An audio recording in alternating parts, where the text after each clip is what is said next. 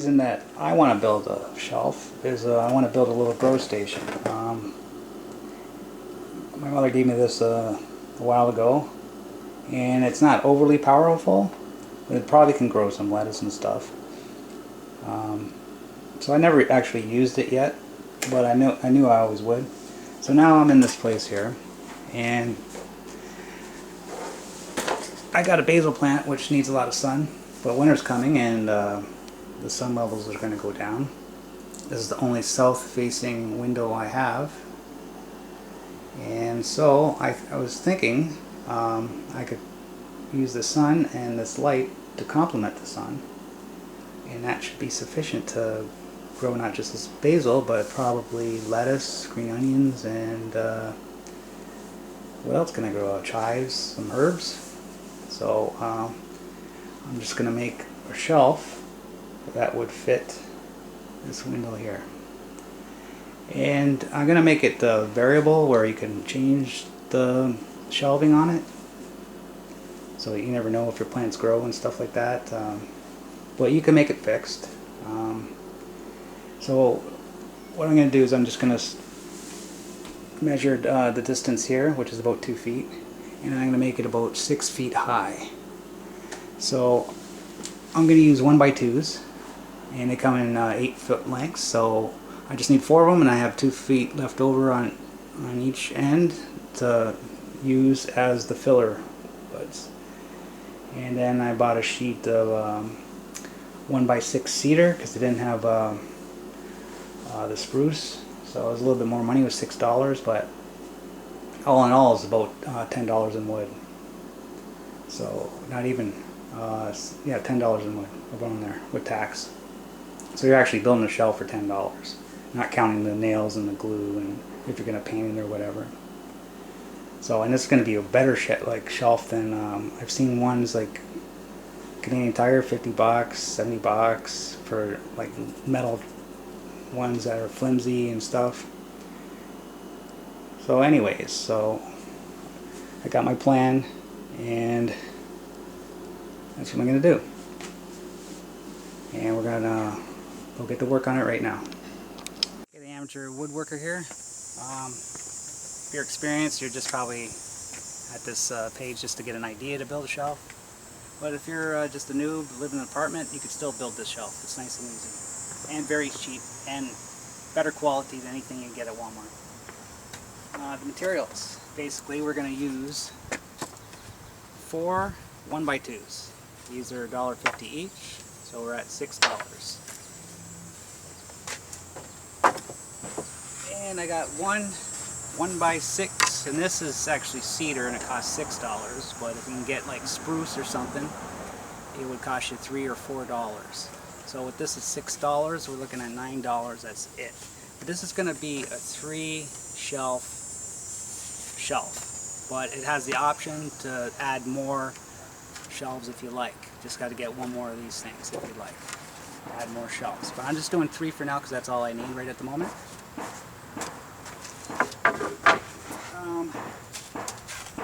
You're going to need some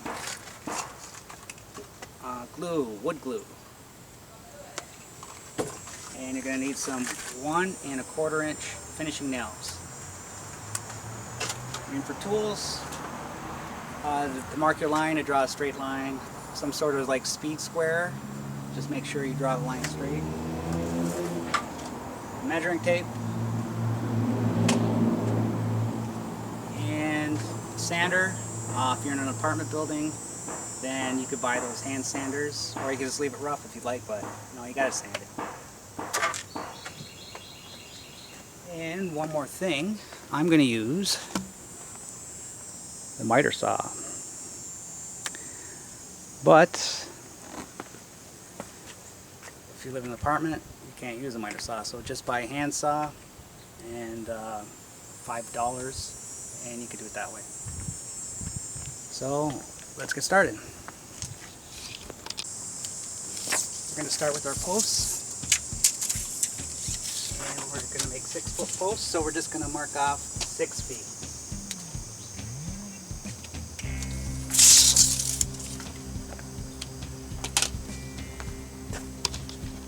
Okay, and wood cutting 101, always cut on the waste side, which is to the right, the side that you're going to throw away. That way it'll always be the same length.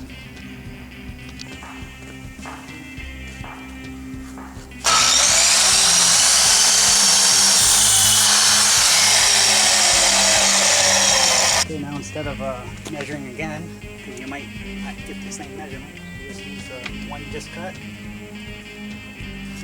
Mark it from there. That way you know they're going to be the same. Now, like I said before, I wanted the width of the shelf to be 2 feet long, and this piece of wood here is 6 feet long. And so if you divide that to 3, you would say 2 feet each. Problem is, it's not exactly 6 feet long, it's a little bit shy.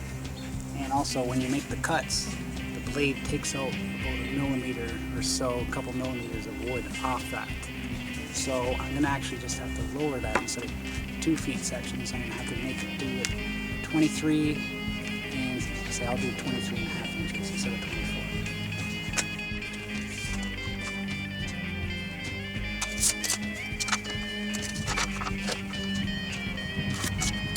Same thing as before. Cut on the waist side, use the first one to mark all your other cuts.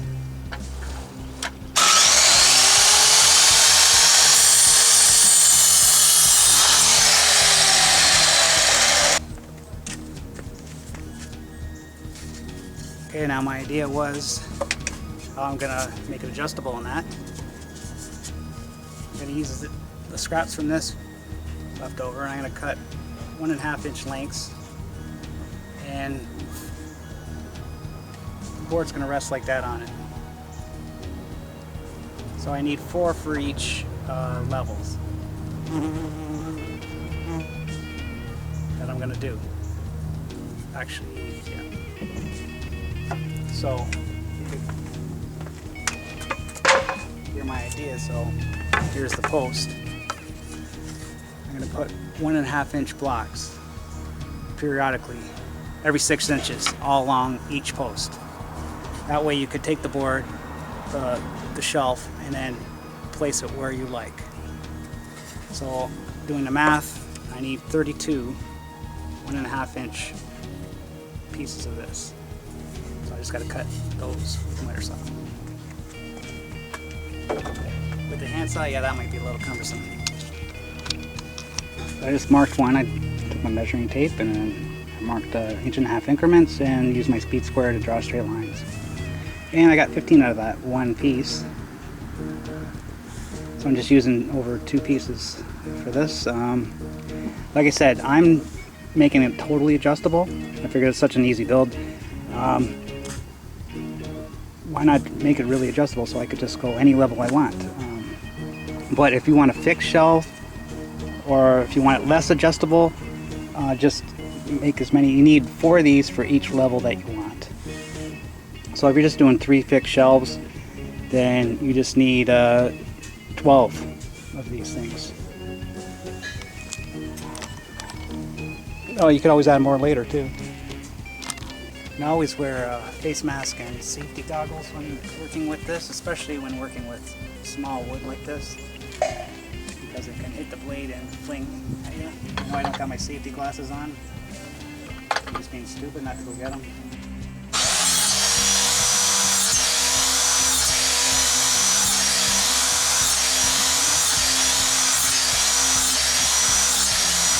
Now for added support, this is going to, the bottom shelf is going to be permanent, the floor of it, and that's going to hold the bottom part, and on the top it's going to be the same thing, it's going to hold the top part.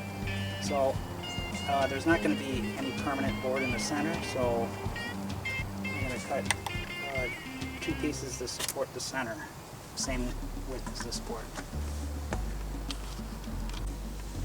Okay, I'm going to sand it outside because I'm going to sand it beforehand, because I'm going to put it together in the house later. Use 80 grit sandpaper just to get the rough edges out, and then I'm going to go over it with a 220 grit to smoothen it out nice and smooth.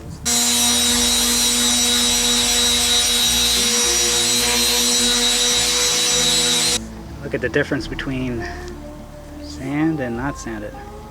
Sanding is your friend.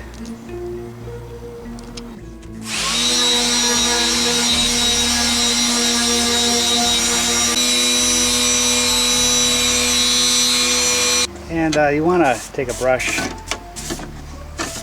all this dust off everything. You don't want that, bring that dust in the house, and then when you glue it, it doesn't create as strong a bond. So take a brush and get this dust off. And here's all the cut and finished wood there. And like I said, this is overkill for sure. This is just because I'm gonna probably have more shelves in the future, and then I could place them anywhere, so it just gives me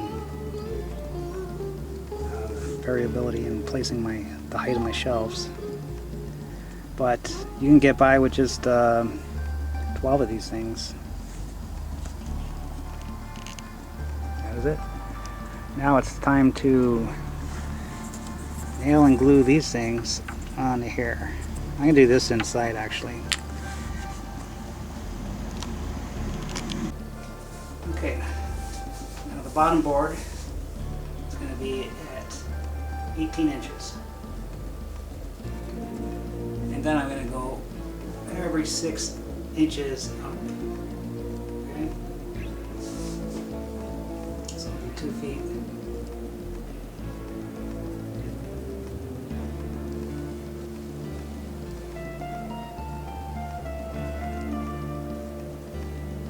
All the way to the top. This is just how I'm doing it. You could do it every foot, but I'm just doing every 6 inches. I'm just overkill because I don't know what to expect when I start growing all these plants and stuff. So, and then you're gonna take your speed square and you're gonna do all the boards at once.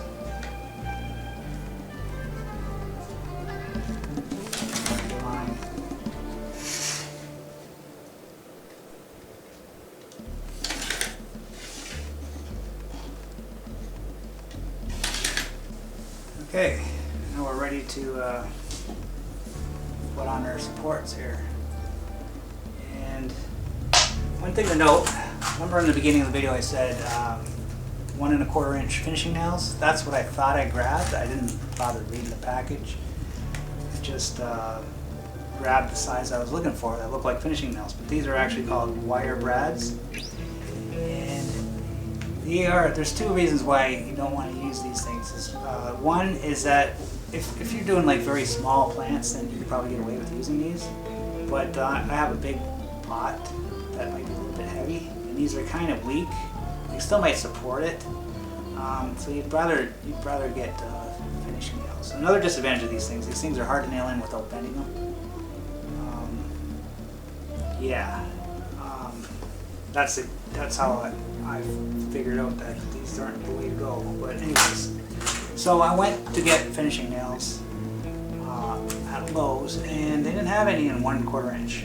The lowest I seen was 1 1/2 inch, and that's just the thickness of this. 2 of these together, so I don't want to push it. I need 1 1/4. But they have these things called wire nails, and they're basically like finishing nails, except the only difference is it's got a bigger head on them. So the reason why I wanted finishing nails is that it's not as noticeable. The nail head pretty much goes in there, and so with this, the nail's going to kind of like show. So you could either just accept it as it is. You might not even notice it anyways, because I'm gonna stain the posts anyways. Or you could just put some wood putty on top of it. Or if you could find 1 1/4 inch finishing nails, all the better. But I don't want to go running around. So basically, it's the wood glue.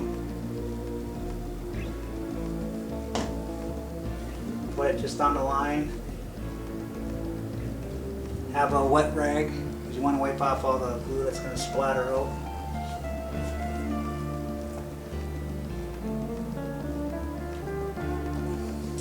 And we're just going to put 2 nails on that.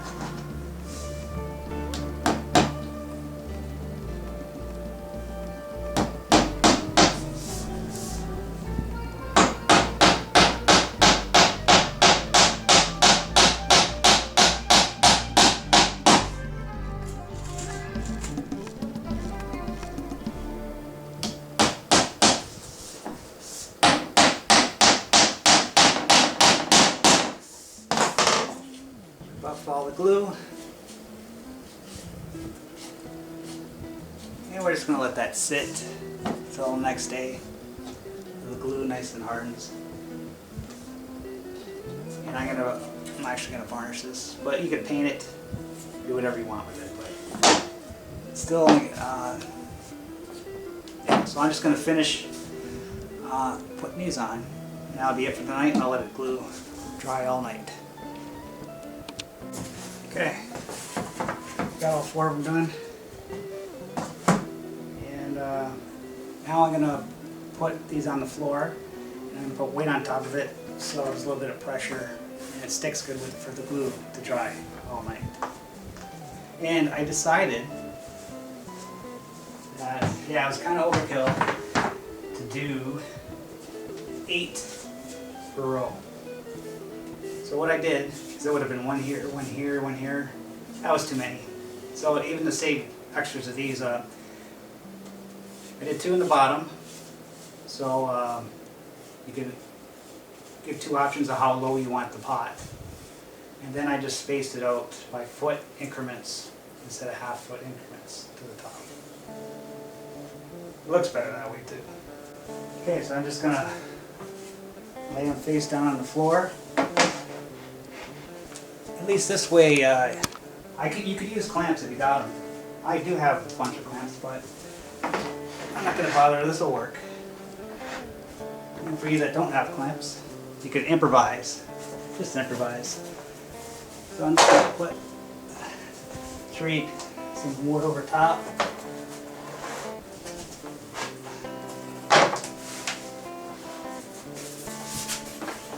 Get the ends for sure.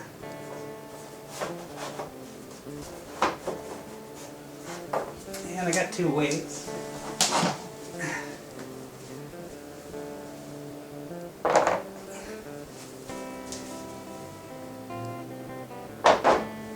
I got some, whatever you got that's heavy.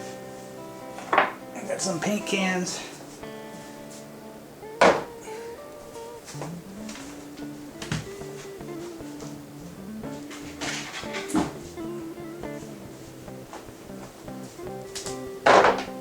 And that should, clamps are better, but those nails should be good anyways. The glue is just going to help reinforce it. Okay, now we're going to click on or nail on the center support. And it's going to go, you either put it like this or like this. Either way, but I think it'd be easier to do it like this. So, to make it easier, I'm just going to get the nails started first. Get them almost all the way through. Just like a 1/4 of an inch down.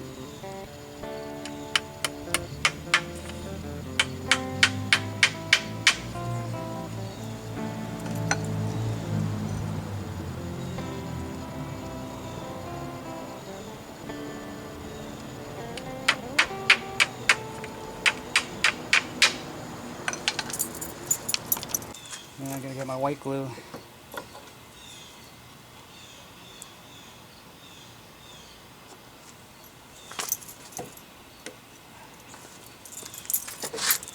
we're going to put it on there like that.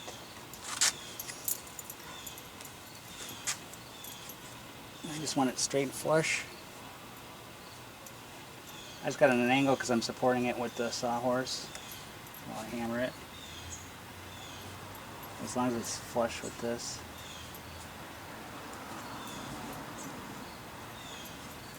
Make sure everything's straight before that nail enters it. I'm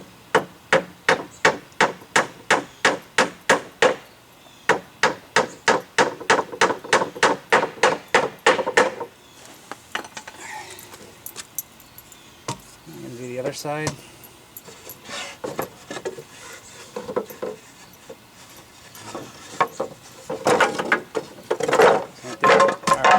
Pre-drilled the holes. Let's get some glue.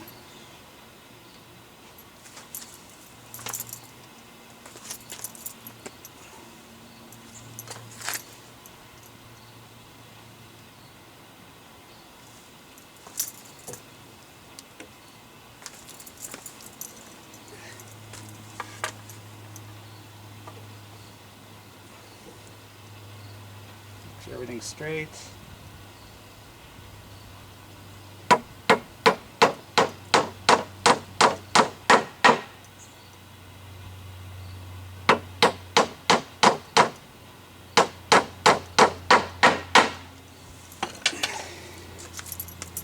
Okay, now what I'm going to do is I got a clamp.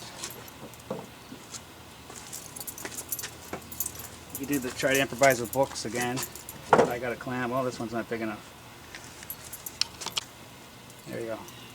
I'm using this clamp. I'm just going to let that sit for a bit.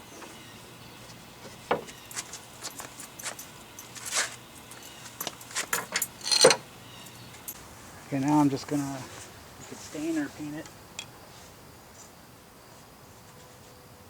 I find stain looks a lot better. I got this black stain from the last project I did.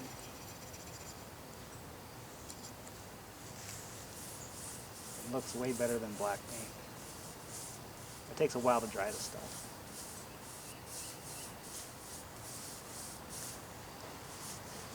So, but you could just use paint or whatever. Doesn't matter.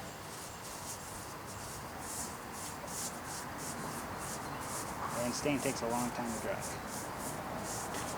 So I'm just going to stain this up. I'm going to do 2 coats, and we're almost done. Okay, what I did is I gave it a little sand here, because I'm going to nail one shelf onto here. But I want a little bit more strength, so I'm going to glue it. Especially if you painted it, you really got to sand it off. The varnish went deep down the wood, but it's all rough and it should be good enough, even though it looks black. So I'm going to put some more glue on here.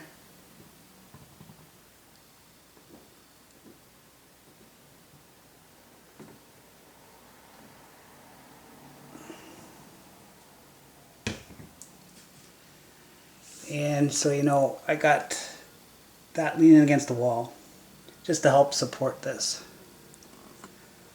while I get the first board on.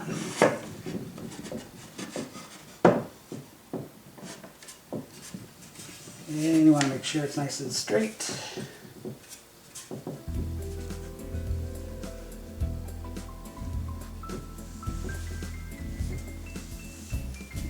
Oops.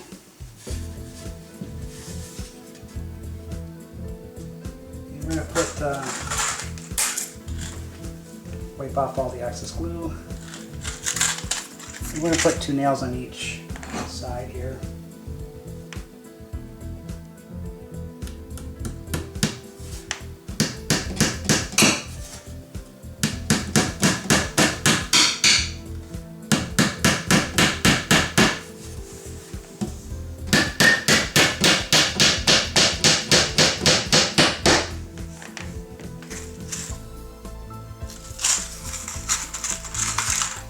Here, because one. One touch on. First part is going to go in there. And this one.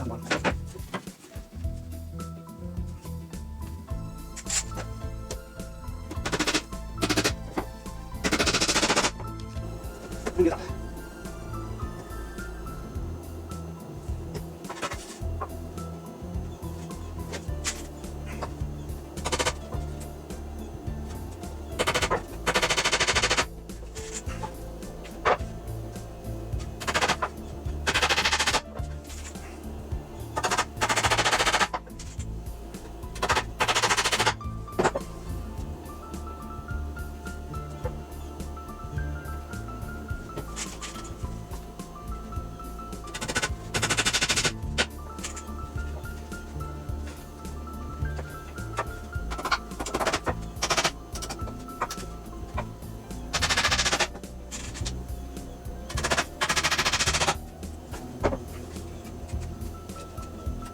Now, dumb me, I forgot to do the legs, or the feet. So I went out and cut the wood and did the feet. Now, I didn't want to stain it because that just takes too long to dry and that. So I just had some black craft paint that I got at the dollar store. And I'm just going to paint a few coats of this. And in the end, you can't really tell the difference. So remember to do the feet, because it needs those feet to stay balanced or it's going to tip over.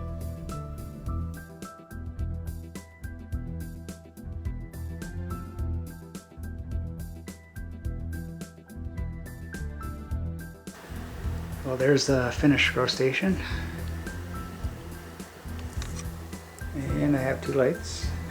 So I've got one here. It's at a fixed length, it's got a fixed rope. But if I wanted to, I could probably rig it where I could adjust it. But so that's gonna hang there, and I got this pepper plant I found. I don't know if that's gonna grow, but we'll see. And 'cause it's September now, it's like the end of September, and the basil I bought already grown and it seems to be doing good with that light. And then I got some seeds that I planted a few days ago, 4 days ago. We got this Boston lettuce growing. See, the seeds came up already. And we got one's green beans and one's green onion. And this light is similar to this light, except it has a different style LEDs. They're both 20 watts. This one has some magenta, occasional blue, and some white LEDs. Whereas this one just has some bluish white and red LEDs. But they're both the same wattage. So we'll see. I'm actually really concerned to see if we can grow lettuce. We'll see, because total this thing is 40 watts, and if I could grow, like if I just have some like basil, occasional hot pepper that I could use once in a while, some lettuce, and green onions, what you can use, and green beans. Yeah, the green beans, I'm just gonna see where that goes. Because I'm not gonna have room for the green beans to grow, but we'll see. Maybe I'll just put them on the bottom there and get another light. There you go, $10 for a grow light station, minus the lights. See you next time.